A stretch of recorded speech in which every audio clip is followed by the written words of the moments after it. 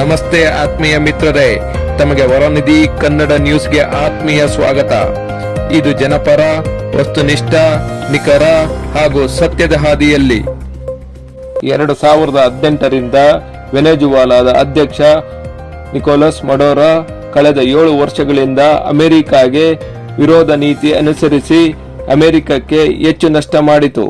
ಇದು ಚೀನಾ ಮತ್ತು ರಷ್ಯಾದ ತಂತ್ರವಾಗಿತ್ತು ಮತ್ತು ಅದರಲ್ಲಿಯೂ ಯಶಸ್ವಿ ಆಗಿದ್ದರು. ಇದರ ವಿರುದ್ಧವಾಗಿ ಅಮೆರಿಕ ಮಡೋರೋ ಅವರನ್ನು ಅಪಹರಿಸಿದ್ದಾರೆ. ಇದರ ಅರ್ಥ ಏನೆಂದರೆ, ಅಮೆರಿಕ ತನಗೆ ಲಾಭ ಬರದಿದ್ದರೆ, ತನ್ನ ಮಾತು ಕೇಳದಿದ್ದರೆ ಅಮೆರಿಕ ಯಾವುದೇ ದೇಶಕ್ಕೂ ತೊಂದರೆ ಕೊಡುವುದು ಶತಸಿದ್ಧ. ಇದು ಭಾರತಕ್ಕೂ ಒಂದು ಸಂದೇಶವಾಗಿದೆ.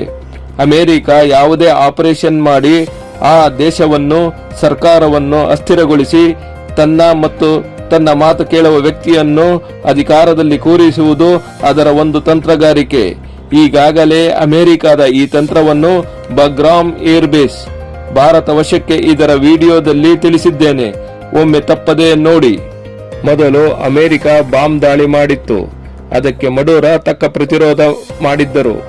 ಅಮೆರಿಕ ಕ್ರಿಮಿನಲ್ ತರ ಬಾಂಬ್ ದಾಳಿ ಮಾಡಿತು. ಆಮೇಲೆ ಸ್ಯಾಂಕ್ಷನ್ ವಿಧಿಸಿತು, ರಿಜೈನ್ ಡಿಸ್ಟೆಬಿಲೈಸ್ ಮಾಡಿತು.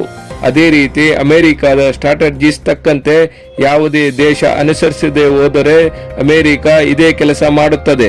ಭಾರತದ ವಿಷಯದಲ್ಲಿ ಆಪರೇಷನ್ ಸಿಂಧೂರ್ ನಂತರ ಕಳೆದ 8 ತಿಂಗಳಿಂದ ಅಮೆರಿಕ ಮತ್ತು ಭಾರತದ ಸ್ಟ್ರಾಟಜೀಸ್ ವಿಭಿನ್ನವಾಗಿದೆ. ಭಾರತ ಅತಿ ದೊಡ್ಡ ರಾಷ್ಟ್ರವಾಗಿರುವುದರಿಂದ ಅಮೆರಿಕ ಬಲ ಪ್ರಯೋಗ ಮಾಡುವುದಕ್ಕೆ ಸಾಧ್ಯವಿಲ್ಲ. ಅಮೆರಿಕ ಅಡ್ಮಿನಿಸ್ಟ್ರೇಷನ್ ಅನ್ನು ಗಮನಿಸಿದರೆ ಭಾರತದ ಲೋಕಸಭಾ ಎಲೆಕ್ಷನ್ ನಲ್ಲಿ ಬೈಡನ್ ಹಸ್ತಕ್ಷೇಪ ಮಾಡಿದ್ದರು ಎನ್ನುವುದನ್ನು ಖುದ್ದು ಟ್ರಂಪ್ ಹೇಳಿದ್ದಾರೆ.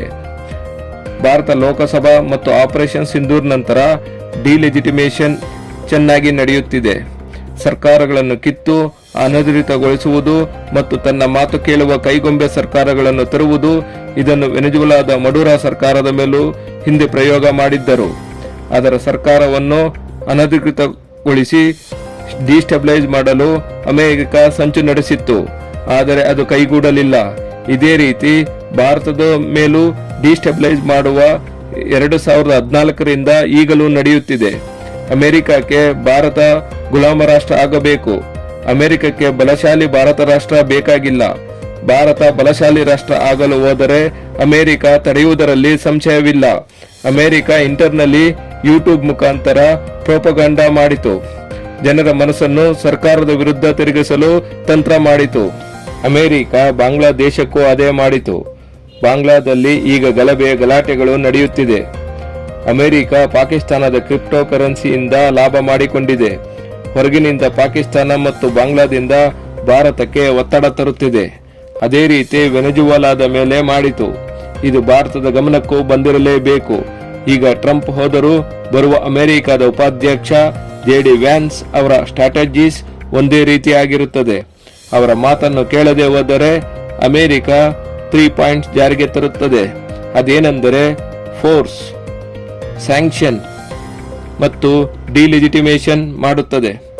ಇತ್ತೀಚೆಗೆ ನಡೆದ ಕೆಲವು ಘಟನೆಗಳು ಭಾರತದ ರಿಜಮ್ ಅನ್ನು ಡಿಲೆಜಿಟಿಮೈಸ್ ಮಾಡಿ ಅಮೆರಿಕದ ಪ್ರಯತ್ನವಾಗಿದೆ. ಈ ಪ್ರೊಪಗಾಂಡಾದಿಂದ ತಪ್ಪಿಸಿಕೊಳ್ಳಬೇಕೋ ಅಥವಾ ಸಿಲುಕಿಕೊಳ್ಳಬೇಕೋ ಎನ್ನುವ ಅಮೆರಿಕದ ತಂತ್ರಗಾರಿಕೆಯನ್ನು ನಿಮ್ಮ ಮುಂದೆ ಇಟ್ಟಿದ್ದೇವೆ. ಮಡೋರೋದ ಈ ಪ್ರಕರಣದಿಂದ ಭಾರತ ಎಚ್ಚೆತ್ತುಕೊಳ್ಳಬೇಕು, ಇಲ್ಲ ಅಂದರೆ ಅಪಾಯ ತಪ್ಪಿದ್ದಲ್ಲ. ಇತ್ತೀಚೆಗೆ ಬಂದ ವರದಿಗಳ ಪ್ರಕಾರ ವೆನೆಜುವಾಲಾದ ಹಂಗಾಮಿ ಅಧ್ಯಕ್ಷರಾಗಿ ಡೆಲ್ಸಿ ರೊಡ್ರಿಗಸ್ ಅಧಿಕಾರ ಸ್ವೀಕರಿಸಿದ್ದಾರೆ. ಈ ಸಂದರ್ಭದಲ್ಲಿ ಡೊನಾಲ್ಡ್ ಟ್ರಂಪ್ ಅವರಿಗೂ ಎಚ್ಚರಿಕೆ ಕೊಟ್ಟಿದ್ದಾರೆ. ಅಮೆರಿಕದ ಮಾತುಗಳನ್ನು ಕೇಳಬೇಕು, ಇಲ್ಲದೇ ಇದ್ದರೆ ಮಡೋರೋಗ ಆದ ಗತಿ ನಿಮಗೂ ಆಗುತ್ತದೆಂದು ಧಮಕಿ ಹಾಕಿದ್ದಾರೆ. ಇದೇ ಸಮಯದಲ್ಲಿ ನಾರ್ತ್ ಕೊರಿಯಾ, ರಷ್ಯಾ ಮತ್ತು ಚೈನಾ ಮಡೋರೋ ಅವರನ್ನು ರಿಲೀಸ್ ಮಾಡಬೇಕೆಂದು ವಿಶ್ವಸಂಸ್ಥೆಯಲ್ಲಿ ಒತ್ತಾಯಿಸಿದ್ದಾರೆ. ಇಂಥ ಪ್ರಮುಖವಾದ ವಸ್ತುನಿಷ್ಠ ವರದಿಗೆ ವರನಿಧಿ ಕನ್ನಡ ನ್ಯೂಸ್ ಅನ್ನು ಲೈಕ್ ಮಾಡಿ. ಸಬ್ಸ್ಕ್ರೈಬ್ ಮಾಡಿಲ್ಲವೆಂದರೆ ಸಬ್ಸ್ಕ್ರೈಬ್ ಮಾಡಿ, ಬೆಲ್ ಐಕಾನ್ ಒತ್ತಿ ಮತ್ತು ಕಮೆಂಟ್ ಹಾಗೂ ಶೇರ್ ಮಾಡಿ. ಇದರಿಂದ ನಮಗೆ ನ್ಯೂಸ್ ಮಾಡಲು ಸ್ಫೂರ್ತಿ ದೊರೆಯುತ್ತದೆ ಹಾಗೂ ನಿಮಗೆ ನ್ಯೂಸ್ ಬೇಗ ಸಿಗುತ್ತದೆ. ಧನ್ಯವಾದಗಳು ಮಿತ್ರರೇ. ಜೈ ಹಿಂದ್, ಜೈ ಕರ್ನಾಟಕ.